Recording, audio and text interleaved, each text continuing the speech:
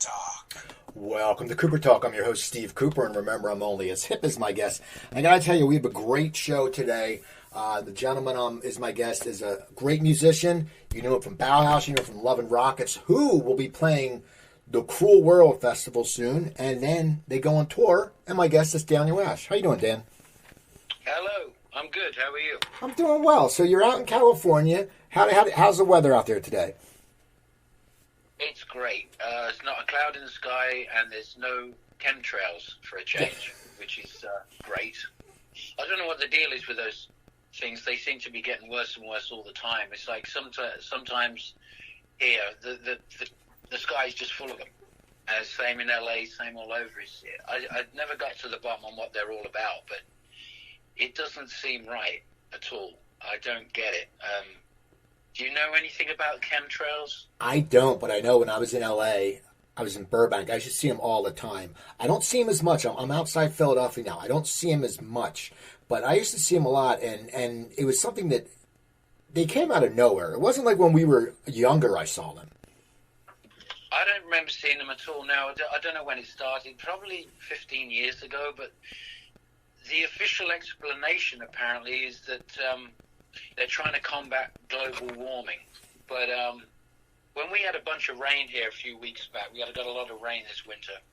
I got some barrels out the back that collect water, and on the surface there's all this yellowy green chemical layer on the top. So that's obviously from the chemtrails. But I mean, it really concerns me, to be honest. I think nobody sort of comes up with. There's a lot of people in town here, alternative thinkers, let's say, and they really think that it's not a good thing at all. A lot of people talk about it being something about, population control and stuff like that. But and the other thing I notice is it always happens at night. You don't see this stuff in the daytime, which again is suspect. Why would they do it at night? It's things are changing. But what also is changing is you have a show coming up. Oh, good. Okay, I'm glad you wanted to change the subject. Yeah, good idea. Yeah, good idea. We can get deep. I'm fine with that. But I want to hear about. First of all, you're playing in Philadelphia in June, which is great. But Cruel World, okay, that's a big festival. They had it, I believe, last year. And if I was in LA, I'd be going, but I'm not anymore. How did it come about? How did you guys decide to play that this year? Well, we didn't decide to play it as such. We just got a call. I think Kevin, the drummer, got a call out of the blue because he knows all these different people in the different festivals. And in a nutshell, it was offered to us. So, we had an offer we couldn't refuse, really. It's weird as well. It's like deja vu because we played it this time last year, with Bauhaus. So this year it's only the one day, though. It's only it isn't 2 days this year. It's only the one. But yeah, that's essentially what happened. Kevin got a call, and then he put it to us, and as I said, it was a deal we couldn't refuse, really. And boom, just came out of the blue. So you got that. So then how do you decide from that one deal out of the blue that you couldn't refuse? How does it sit there that you decide to start a tour? Because you have a nice little tour going after that. Well, this always happens with us, or with the bands. It always happens. We get offered one great gig at a festival, and then suddenly all these other offers come in. And the thing is, personally, I'm very surprised by the interest in Love and Rockets. To begin with, as I said, this came out of the blue, and when we put the feelers out there, we got offered, actually. We just got offered X amount of gigs more. The interest was there. And as soon as we put the first 5 shows out on the West Coast, they're selling really well, the tickets, and it just sort of multiplied from there, really. So a lot of people were asking if we were playing the East Coast, Midwest. So we've basically just added these shows on.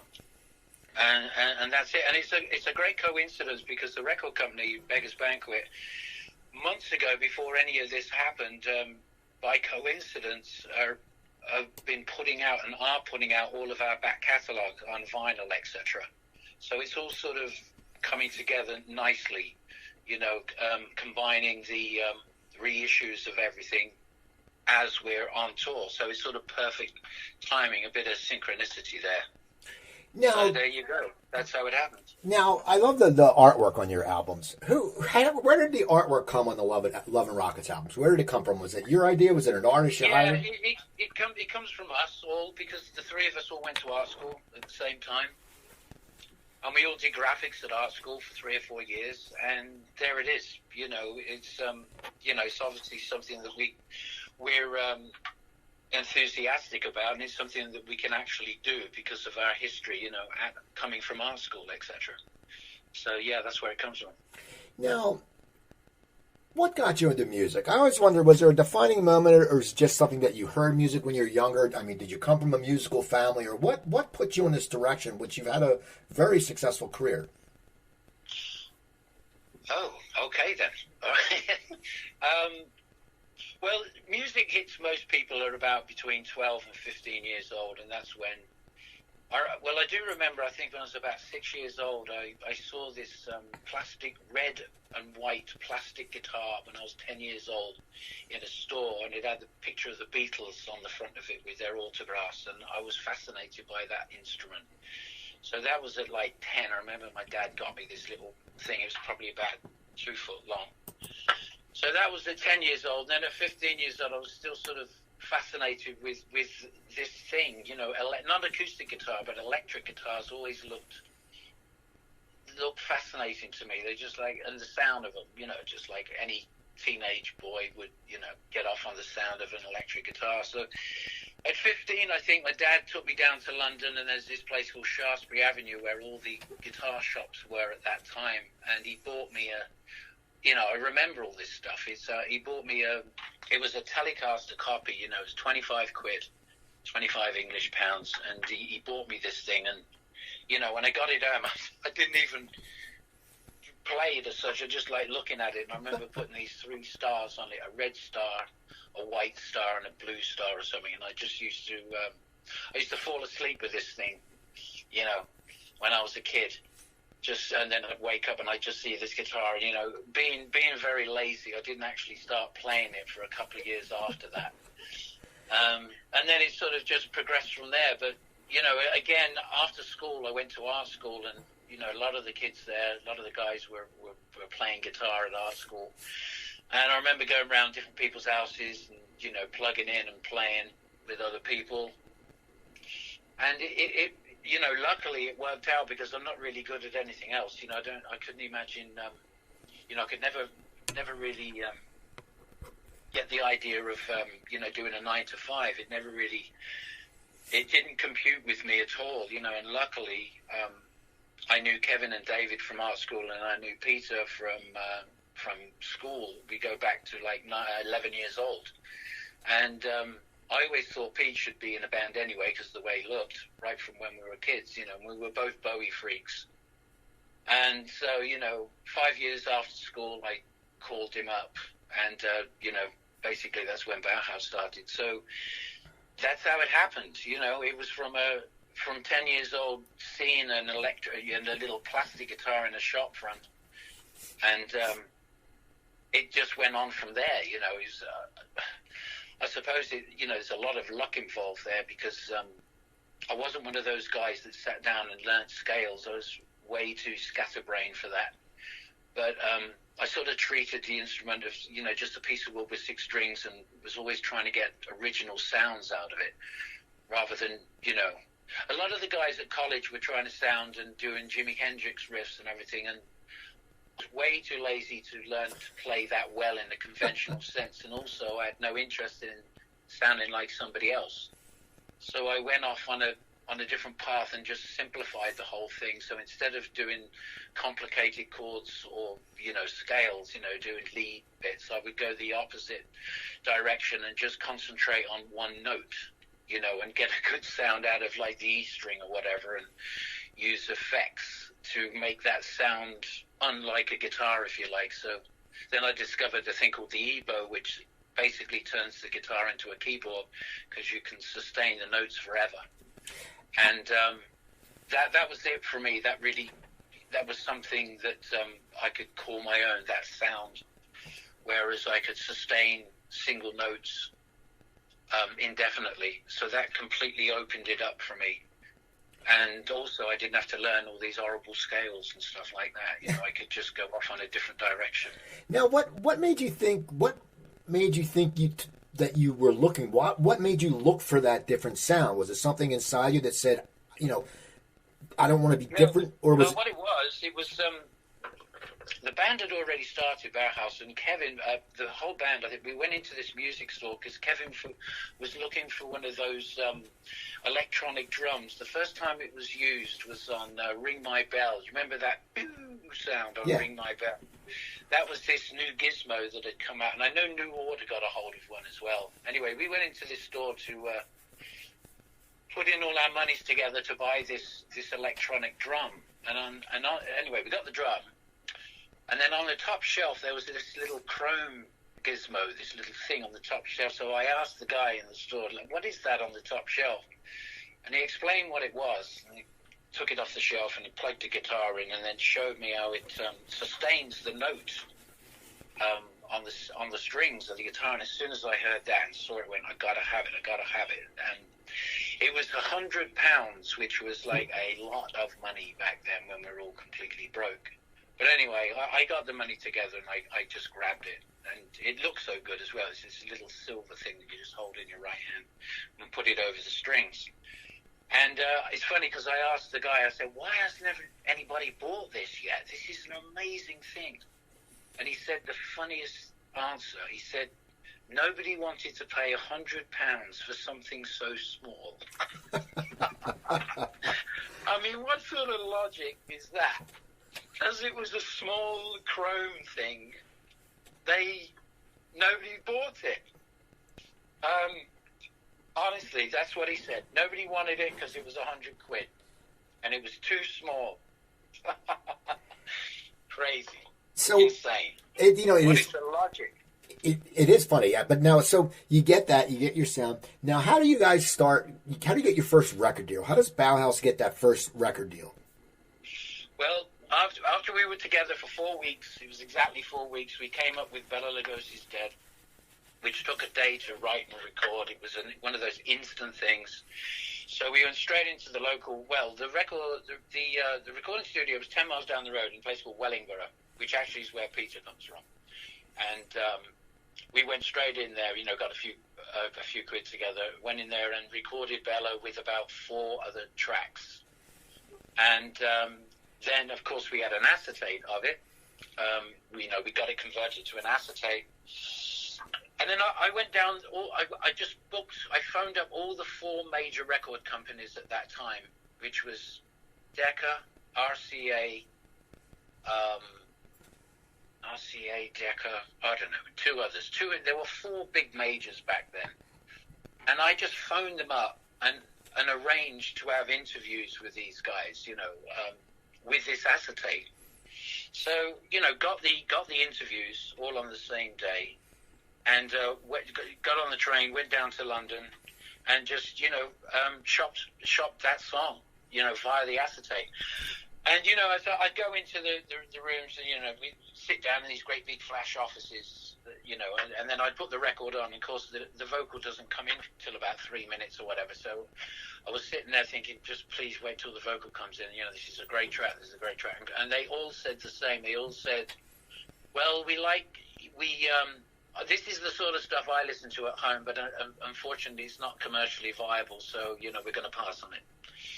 So that happened and didn't happen, in as much as we didn't get a deal. And then somebody in the band, I don't know who it was, had another one. I think we had a couple of acetates made. Anyway, they handed it to somebody in a club somewhere in London. They got it to a guy, a record company, tiny little record company in the East End of London called Small Wonder Records. And a guy called Pete, I think it was Pete Stennett, and he ran his record company through his record shop. He would sell, records, CDs, not CDs back then, it was vinyl and cassettes. So he had a little record store basically in the East End of London. So we got his contact. I can't remember, this is going way back. But anyway, the four of us jumped on we jumped in my old banger car, I think, and we went down to his record shop. Went in there, and he put it on the turntable there, and we were just the four of us with him. We're listening to it, and then by the end of the track, he said, "Okay, you guys have got a deal. This is great." And it really hit us. It was like, wow, this is amazing. We got a record deal right there and then, signed off. And the deal we had was it's a 50-50 split. He said, "Listen, I got no money to promote this. It's just going to be word of mouth. I'll print up 1,000 copies, I think he said, put it in the store, and we'll see what happens." And luckily, it really took off in an independent way. It really took off. So because of that, that was great for us, because we were totally broke, and we would get 50% of the royalties. So we would get a straight cut down the line. And we had a joke back then. We used to call it the Bella checks, because we'd all be broke, and then suddenly a Bella check would come in, which would keep us up and running. So, that's way back in like 1978, 79. So yeah, that was Small Wonder Records. And then obviously after that, we got some gigs around London. I think we straight away, instead of staying local, we got a gig or two at the Marquee, and then we got approached from Beggars Banquet, and we signed. Initially, we signed to 4AD with Ivo Watts, and then we were transferred over to Beggars Banquet quite shortly afterwards, which is we really wanted that, actually, because they were the more commercial label. So we were thrilled to be on Beggars instead of 4AD, because we wanted as much exposure as possible in a commercial sense, rather than just being in the underground as such. Now back then, what was the group's writing process like? Did you guys all write together? Did you come up with ideas? Like, I've heard stories about Bela Lugosi, has different stories about someone wrote. Well, Bela was, that was the first with Bela. Interesting story. We'd had a few rehearsals together, and then I was speaking to Dave. One of us phoned each other, speaking to Dave on the phone, and I said, "Look, I've got this really haunting riff. Yeah, I'm using these strange chords. They're not really chords that I know. I don't know what they're called, but I'm using this open tuning on this thing. I've got this real haunting riff." He said, "Well, that's really weird, because I've got this lyric about Bela Lugosi, the actor that played Dracula." And so we were like, "Right, let's get this to the next rehearsal and just see if we can work this up into a song." So we to the next rehearsal, David handed over the lyric sheet to Peter. I started playing the riff. Kevin started playing that drum beat that you know. David started playing the bass line, and boom, we actually played Bela right there. It was instant. So as soon as it came together that quick. So then we went into the studio immediately and got it down. So that's one of the working processes. I mean, sometimes Peter would have a lyric. Later on, down the line, I'd also start writing lyrics. So the three of us would have lyrics as such, and then we would be in a rehearsal room, and we just I'd play a riff or whatever, and we'd work on that. The lyric was there, and it would evolve like that, like most bands. Now, like all bands, I would think. Now, when does the band start getting that momentum where you can start doing bigger tours and stuff like that? When do you start feeling like, okay, you're not getting... The band doesn't have any say when they feel like doing a tour. No, it's what's offered. It's always, like, for example, when we got signed to Beggars, then they'd put an album out, they'd put a single out, whatever. That would get out there, and then we'd get offered the gigs, places like the Marquee, because we actually had a record out. And then if those gigs are successful, word of mouth back then we go to the next level and get offered larger gigs. I think when we very first started, for example, we were supporting a band called Magazine. Do you remember Howard Devoto Magazine? Yeah. Anyway, I remember Beggars had to pay £3,000 in order to get £3,000 in order to get on that tour supporting Magazine. So that's how it happened for us. And then after, and those gigs, by the way, they were fantastic. To be honest, we blew Magazine off stage, and in fact they split up after that tour. It was a fantastic tour for us, and I think that really launched us. Once we, a lot of the audience were there for us. In fact, after we played, a lot of them left. So it was a hell of a tour for us.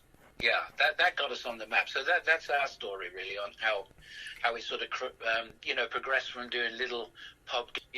We played the local pubs. I remember once we played a teachers' training college, and the Pretenders had just had their first hit, and they were headlining, and we were playing in the corner.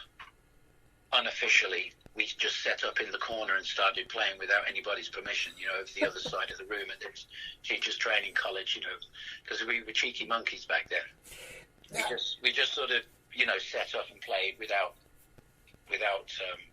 being told we could do so. Now, when did you guys first come to the States? That would have been, the very first time would have been 1980, and we just came over and did like 4 or 5 gigs in little underground clubs in New York. It was just the East Coast, just New York. Very weird. We just flew over. We're in this, what was the name of that? The Iroquois, I think, was the name of the hotel where all the bands, I think Iggy Pop even lived there for many years, actually. Yeah, so, everybody went to that one hotel. So, we just did like 4 or 5 gigs in these grungy little places. And I remember I didn't get any of my gear that I wanted, which was a complete nightmare because I didn't even have like a fuzz box, which is essential, So I had to just crank the amp up super loud in order to get half of the sort of sound of distortion that I wanted. But yeah, so it was really intense, real quick. It was like, I think we were over there for about 6-7 days. We did 4 or 5 gigs and then back on a plane to England. Boom. Yeah. And then after that, I don't know how long it was after that. Then we came over, and I don't remember many gigs, but I always remember we played the 2 nights at the Roxy in LA, and I think the first album would have been out by then. And the audience reaction was incredible because we were used to the Blues Brothers situation. The scene where they have to have the sheet of mesh wire in front of them. And oh yeah, I know. And everything. We had a lot of that in England. So when we came over to the States and we played those 2 gigs at the Roxy, I always remember that being phenomenal because they actually shut up and listened when we were playing the songs. And then when the song had finished, you'd hear this roar. We hadn't heard anything like it. It was such a positive attitude out there in the audience, particularly in Los Angeles, So there you go. As you're getting bigger, how's your life changing for you? Because you guys are musicians. You have a great life. What was it like for you as you guys were getting bigger? Was it something that you Well, it gets to the stage where when you very first start, you do the gig and then you can mix in with the audience. You can go to the bar afterwards, and it's a very social thing. And then suddenly the day arrives where you have your own guitar tech and your own drum tech and your own bass tech and your own, vocals. A person looking after each person in the band. It's fantastic because you no longer have to pack up your gear after the gig and all that nonsense and get back in an old banger of a van that breaks down all the time. All those cliches. And it's always the case where with any band, the heater never works, So you're traveling around Europe in 1980, in January, going to like East and West Germany and, wherever else in Europe where it's freezing cold and the heater never works. It's the weirdest thing. I mean, how hard is it to fix the heater? But the heater would never work. But anyway, as I say, you get to that stage where suddenly you're signed. You've got to float in as much. You have an amount of money to actually, book into hotels and stuff like that. And then again, as time goes on, you can actually have your own room in a hotel instead of 2 sharing, or sometimes all 4 of us in a room when you start out. And it's so different when you very first start. We would pack all the gear up. and then we put an old mattress on top of all the gear, and we'll be bouncing around on the mattress going to the next gig 500 miles down the road in the snow. So, then it goes from that to, if the record, the album is successful to a degree, then you have a little bit more of a budget, and then everything gets upgraded as the years go on. But with us, we got a record deal very quickly, but the progress after that was slow. It wasn't overnight. So each album would steadily sell more than the last one. So it wasn't a sudden jump from nothing to everything. So because of that, we kept relatively sane, I think. Now, you guys were on Top of the Pops. What was that like? Because, I grew up in the Philadelphia area. We had our shows, an American Bandstand and stuff like that, and Midnight Special. But for a lot of English musicians I've talked to, it was such a show that everybody watched. What was it like for you? What was your experience on there? Oh, it was fantastic to get on that show. It was very odd because you had to mime. So that was really, as a band we had a lot of integrity. So the idea of miming was really a cringer for us. It really was. And I know it was for other bands similar to us, like The Cure or Susie and the Banshees. The idea of miming was really not good. As I remember, myself, I had quite a few drinks in order to deal with that, because it was so embarrassing, the idea of miming, it just didn't connect at all with us. As it did, I don't think it did with other bands in the same category as us. But, the idea of getting on Top of the Pops was amazing, because that was the one show. There were two shows in England. There was Top of the Pops and there was the Old Grey Whistle Test. So the Old Grey Whistle Test was a different thing completely. That's where you actually did play live, But Top of the Pops was the big commercial TV slot. And, we were thrilled when we got that gig, and I think the first time we went on there it was with Ziggy Stardust. So fantastic. We absolutely loved it. Now, the fact that we got on that show, because everybody watched that show. Now, do your record sales go up after you play that show? Is it like next day people go, "Oh my God, this is great"? Yeah, you know what? It's a real funny story, because every single band ever, after they played Top of the Pops, the record would automatically sell more the next day. And with us, it was the opposite. And it has never happened before. I don't understand why. It wasn't with Ziggy, though. It was the second or third time we were on with a track called Lagatica Nick. It's really weird to pronounce that one. I don't know if I've still got the pronunciation right now, to be honest. But, that one, when we played, the record actually went down in sales the next day. I have no comprehension on why that happened, but apparently it's never happened before or since in the history of Top of the Pops. So I don't know what we did wrong there, but, it's a funny story. Now, but with the other tracks, it goes up. It always goes up when you play Top of the Pops. People go out and buy the record the next day, and that was how it worked back then. But with us, the sales went down the next day. I have no idea why that happened. Now, it's a hilarious story, though. It is. That's crazy, because you're right. It must have just been timing. It's so weird. I nearly swore back there. That's all right. You can swear. Yeah. Oh, okay. But what the fuck? And the record sales went down after you'd just been on national TV. It's like, what? Now, after the band breaks up, where's your head? What do you plan to do? What is your long-term goal? I mean, what did you... After when Bauhaus broke up, I'd already started a band called Turns on Tail with Kevin on drums and Glenn Campling on bass. Actually, Kevin didn't come in till a bit later. At first, it was just Glenn Campling and myself. We were friends from art school, and also Glenn was he was roadieing for Bauhaus as well at that time. I'd already got that going, and I'd already had a single or two out, and so I've just continued doing that.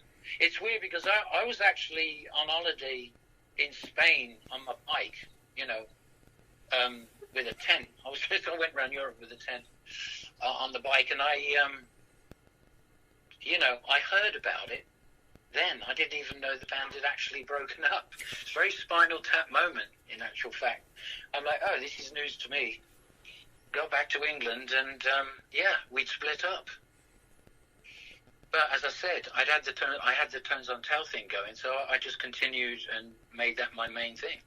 Now, how does Love of Rockets come about? Because that's who you're touring with, and I want to hear, because that your video, the video I'm Alive was. I'm an MTV guy. Everyone knew that video. Everyone loved your hair. It was like you had the coolest hair. But how did Love?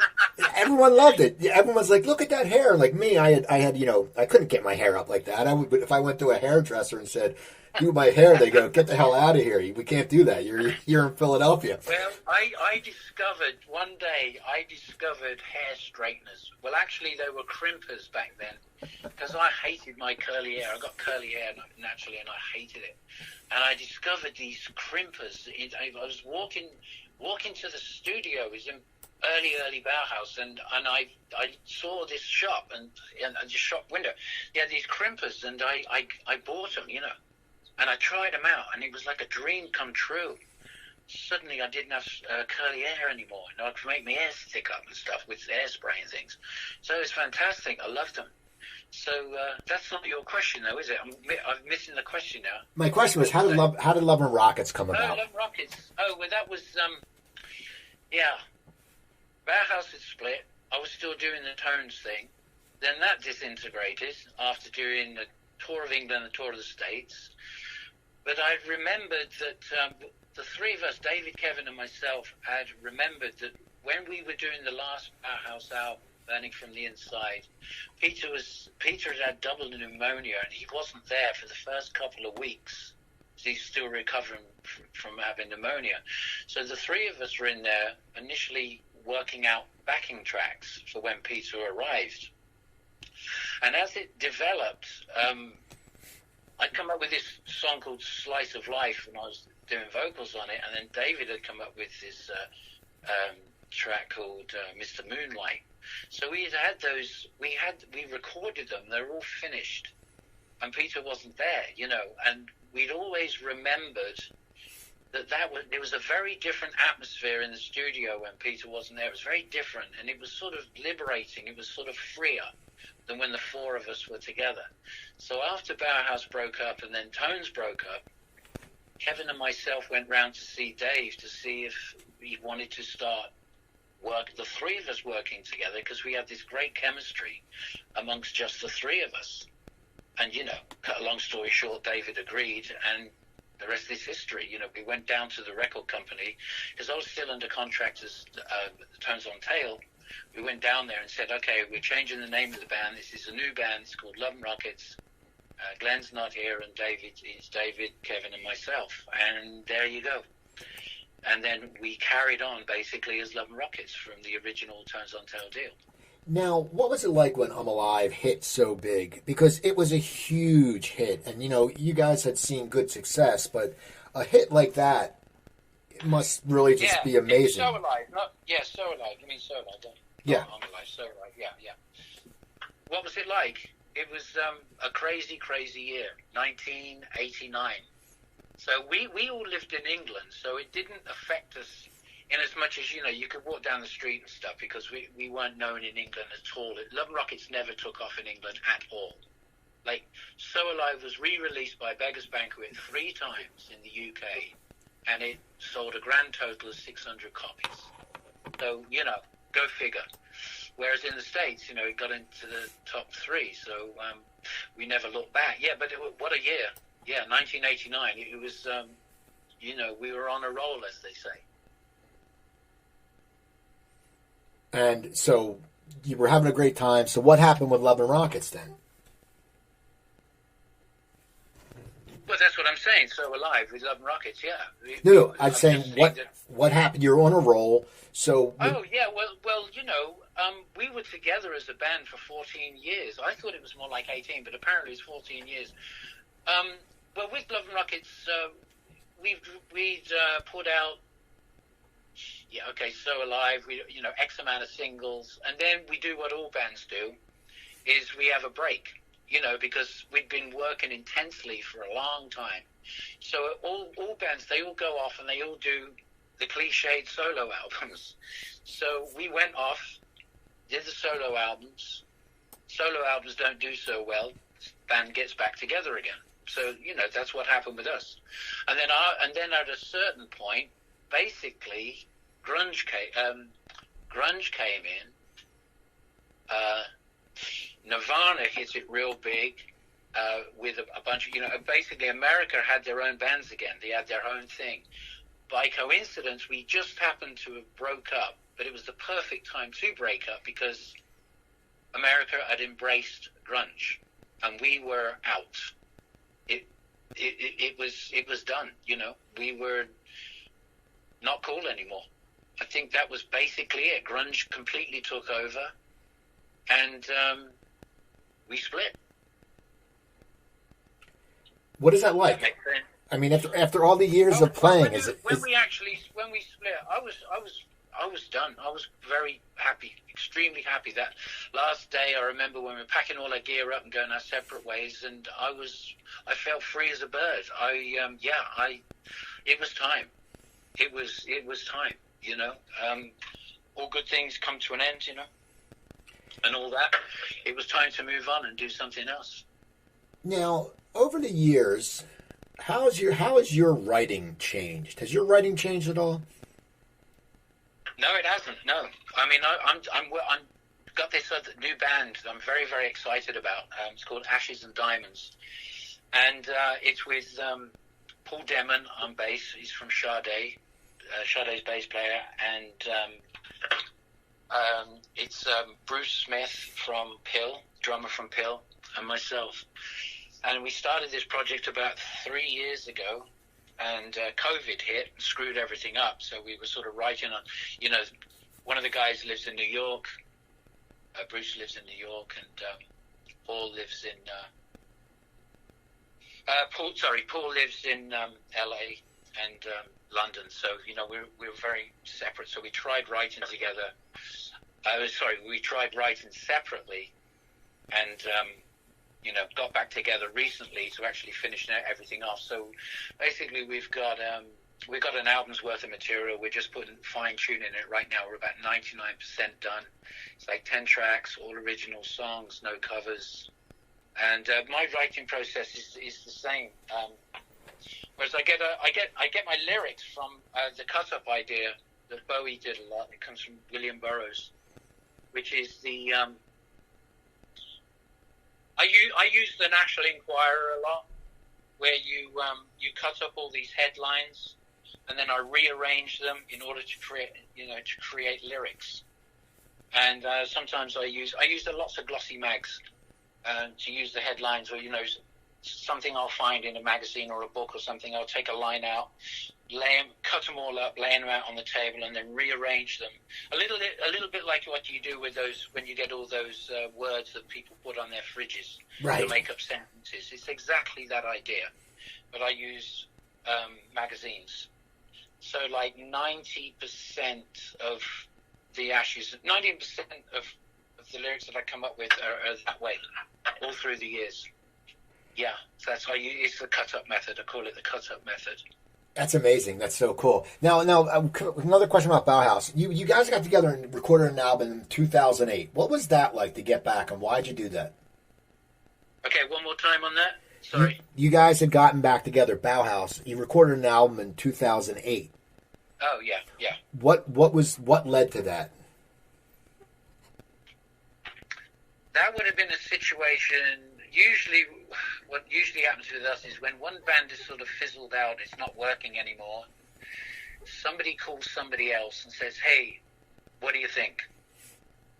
Would you want to get back together? And then, if everything feels right, nothing else is going on with each of us, we all meet up and get back together. I mean, it always goes on a feeling with us. Does it feel right to do this now?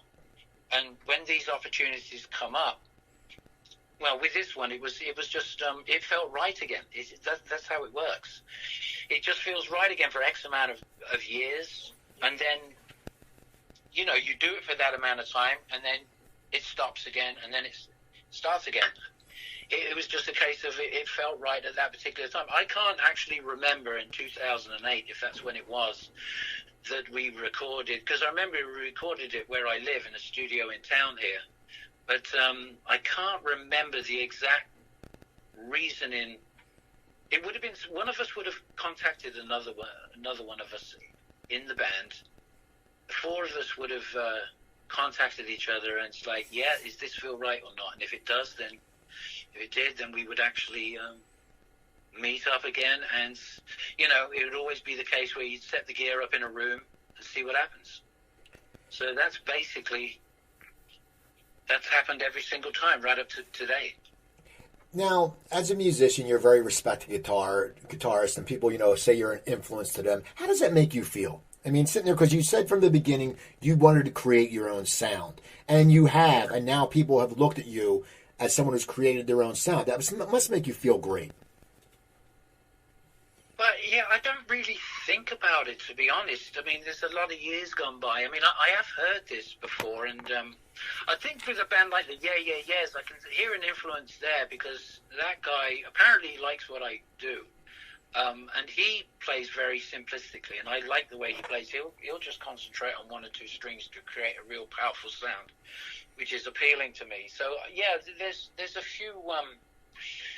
few examples, I suppose, of people that I could, but I wouldn't be that presumptuous to think that these people have, had me as an influence. I really don't know, but a couple of times it's been mentioned, but I don't really think about it, to be honest. I don't really get an ego trip out of it, if the truth be told.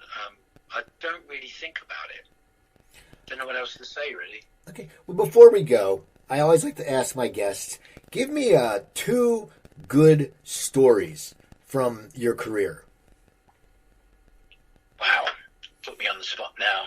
2 good stories. Yeah, I love musician stories, and so many. I was talking to Mike Peters earlier today, and he told a story how meeting the Sex Pistols and then meeting the Clash, and okay, yeah, I've got a great one. Yeah, one's right on there.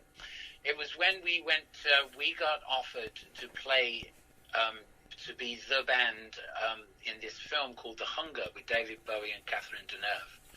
So again, out the blue, we get the phone call. Somebody has seen us play Bella live. Word got around. It was a gig in London. The director of the film was somebody obviously to do with the film. Got in contact with us, asked us if we wanted to be in the film, to be the band in the nightclub scene. So of course, is the Pope a Catholic? We said yes, of course.